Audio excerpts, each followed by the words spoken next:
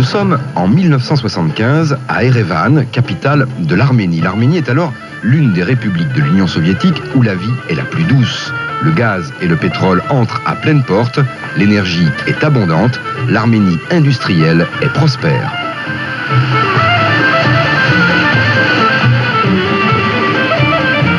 C'est dans cette période d'euphorie que Moscou décide d'offrir à l'Arménie sa centrale nucléaire. Nous sommes alors en 1977.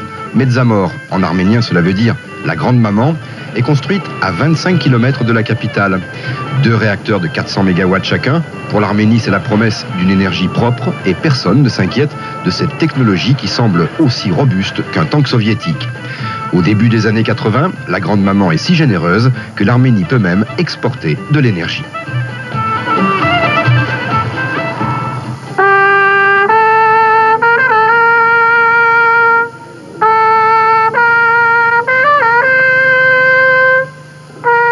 Mais dans ce pays, qui n'a pas été épargné par les rendez-vous tragiques de l'histoire, plusieurs événements cristallisent le réveil du nationalisme arménien.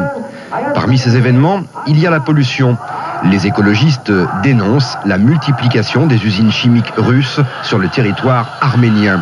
Dans la foulée, ils s'inquiètent aussi de cette centrale nucléaire de Metsamor, qui d'une certaine façon symbolise la domination de Moscou aux portes de la capitale.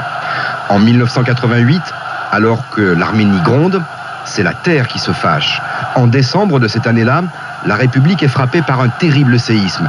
60 000 morts, 500 000 sans-abri.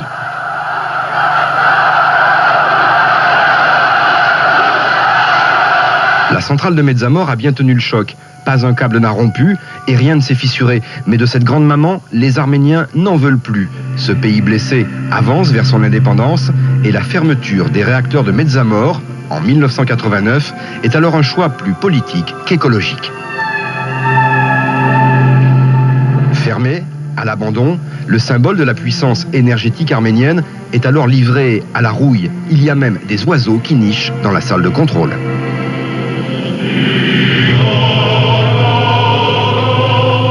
Au début des années 90, le pays sombre dans la misère. Et alors que des hommes se battent dans le Karabakh, alors que l'Azerbaïdjan impose un blocus à l'Arménie, c'est tout un peuple qui souffre d'une cruelle pénurie énergétique.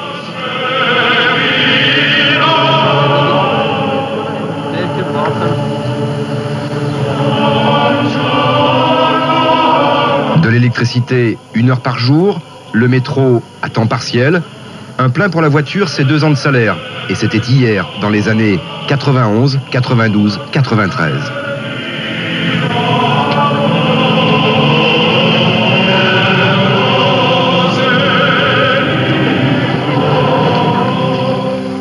Jamais peut-être autant que ces années-là, l'Arménie, privée de 70% de sa production énergétique, n'avait mesuré combien les hivers sont rigoureux dans le Caucase.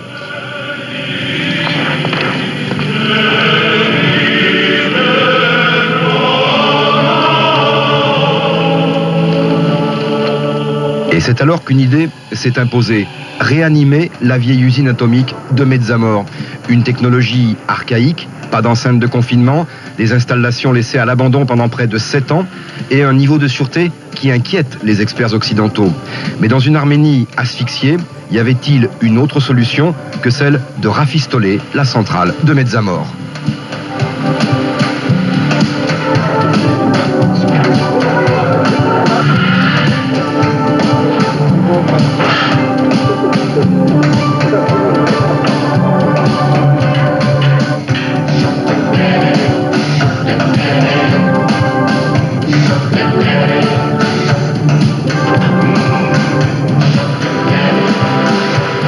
Curieux retour de l'histoire, c'est grâce à la bienveillance du grand frère russe que le président arménien Ter-Petrosyan a pu remettre en route la grande maman.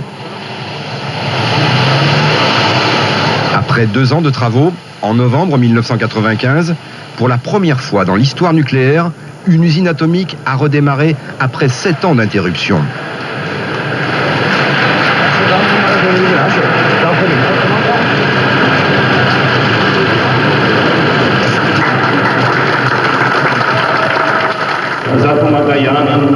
Մեծամորի, որ կյաս հանրապետությունն մեր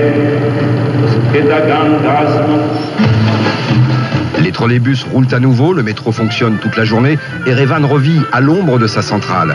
Les pirates de l'électricité peuvent à nouveau tisser leur toile. Ici, on vole du courant à tous les coins de rue, mais cela prouve au moins qu'il y en a.